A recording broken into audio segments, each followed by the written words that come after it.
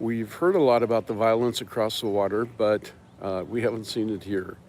We are a long ways from Puerto Vallarta, is across the Sea of Cortez, and so we think we're very safe. And we don't see any burning cars. We don't see an excessive number of policemen here. It's just very calm. So I think I'm safe. And my plan today, I'm going to go to a beach where all my friends are. The caravan kind of went around me because I had to see a doctor. So I'm going to catch up to the group, and then my next step is a trip to La Paz. We're hoping to see La Paz, Cabo San Lucas, Todos Santos, and various places in between. It'll be a real exciting trip. The whole group is not going to take this trip. Some of them are, and some of them aren't. Some of them have already taken the trip years ago, and they just don't want to go again. And we are marching into the most touristy, populated, expat group of people in the entire peninsula. La Paz and Los Cabos are just insanely populated, especially Los Cabos, or Cabo San Lucas too. Insanely populated with tourists, and we don't feel that we're going to be at any risk in any of those areas, although our leader did say you want to be careful.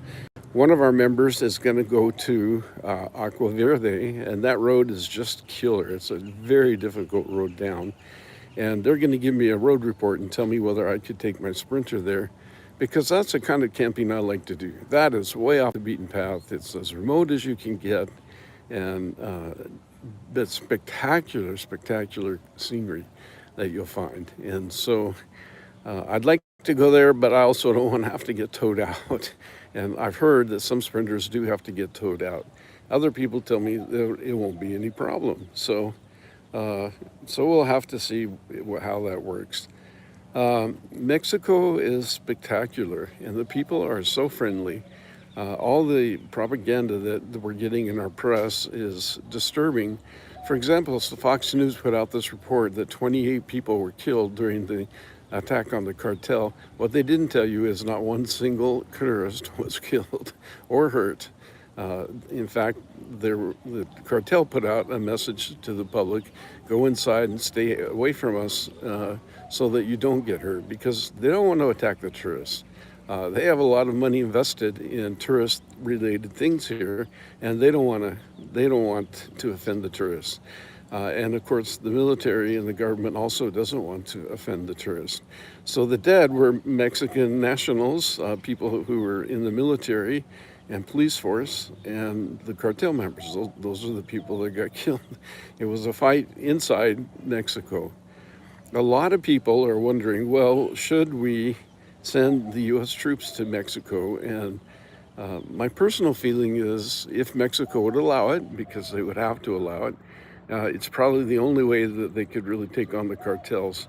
The cartels are enormously powerful. They have their own armies. I was told this by Mexican nationals in the U.S.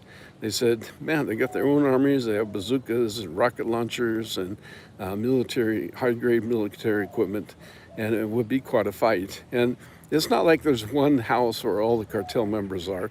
They're spread out throughout the peninsula, especially across the way. Sinaloa is riddled with the cartel people, and of course there are cartel people where we are too, but it's a different cartel. It's not the one that has been targeted, and so they don't have any beef. In fact, they're probably pretty happy that their competition is getting swatted pretty badly, and so it's been very quiet with them. But anyway, Fox News puts out this thing, and they say 28 people were dead, and they kind of indicate that Americans were involved, and not one American was harmed or injured. And then I saw a report, and they did it in every jurisdiction. They did it in Denver, and then they have other places. And they said everybody's sheltering in place, and no one can get out. Well, they didn't bother to say that on the Baja Peninsula, there are no cartel members. Tires make a difference, says Tommy, when you want to go to Agua Verde, and I do have good tires. I put new tires on this year. Yes, I speak a little Spanish. Ahorita no tenemos miedo de cartel in Baja California. No hemos visto nada, no hay carros quemados y entonces sentimos que estamos bien aquí. I said, we haven't seen the cartel, there's no burning vehicles, and we feel good here.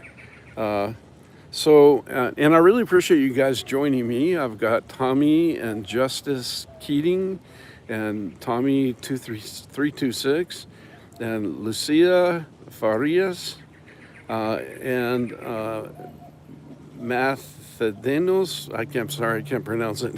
It's also in really tiny print. I'm doing this on a cell phone, so it's really hard.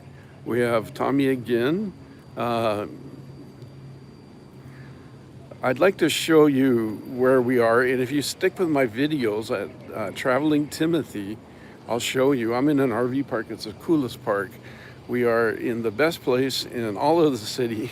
We're right near the Malecon. It's very secure. They close the gates at night, so you don't feel threatened, and it's just a cool place. There's a little bathroom behind me if you can see it. And it's a little expensive, it's not cheap, but the people that work here are wonderful people, and I really, really enjoy being here. And I like to stay longer, but my group has moved on, and I need to go with the group right now. Otherwise, I just spend the rest of my time here because I love it so much. Loreto is an incredible place, and the food there, I thought I was going to lose weight when I was here. Pensé que iba a perder peso, but it has not happened. I've not lost any weight while I'm here. In fact, I've gained significant weight because there are so many restaurants. There's a bakery right across the street from me, and unfortunately, I have a weakness for bakeries. So I go over for a morning pastry and coffee, and it's just phenomenal. How expensive the park is, about $30 a day, maybe a little less, if you don't need utilities. It's 350 pesos a night for nothing. You get no utilities. And it's 400 pesos if you don't. There is a problem with the peso. The American dollar is just plummeting against the peso. We started just a month ago on an exchange booth at $17 per peso, or 17 pesos per dollar. And now we're being offered 15.5 pesos per dollar. It's an enormous drop, and it dropped from 24 pesos to the dollar. So unfortunately, when your dollar isn't buying very much, even no matter what their charges are, it becomes a lot more expensive. So for me, it's at least 30% more expensive to be here. But you know what? I am $30 a night highway robbery.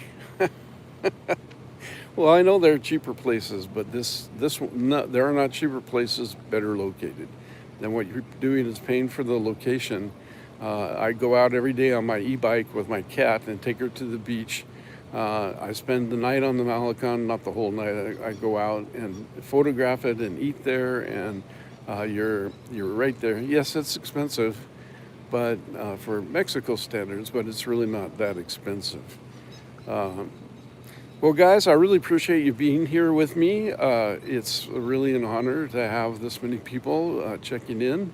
And if you have a chance to come to Mexico and get out of the insanity that's going on in the U.S. right now, you should do it. But you should do it quick because it's going to get hot, hot, hot. I've been told 110 here is just scorching. People will stay in their homes until or they'll come out of their homes until about 10 in the morning, and then the rest of the day until about 4 or 5 they don't come out because it's too cold or too hot. And personally, I would rather have too hot than where I'm from, snow, 3 feet of snow or 5 feet of snow. I hate snow and I hate cold. I'd rather deal with the hot. But I will go back to Colorado in the spring in the beautiful weather and then come back down here next year. Are kind of my plans. Well, thank you guys very much. Please pass the word. I'm Traveling Timothy on YouTube. I'm really working to get my channel up, and it's been a struggle. Small content creators really have a big fight, a big battle to get up. So I appreciate your support, and I wish you all a very good day. We'll see you soon. Bye-bye.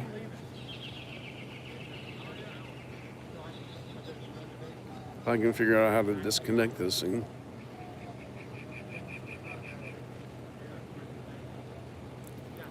Can't disconnect. Okay, bye-bye.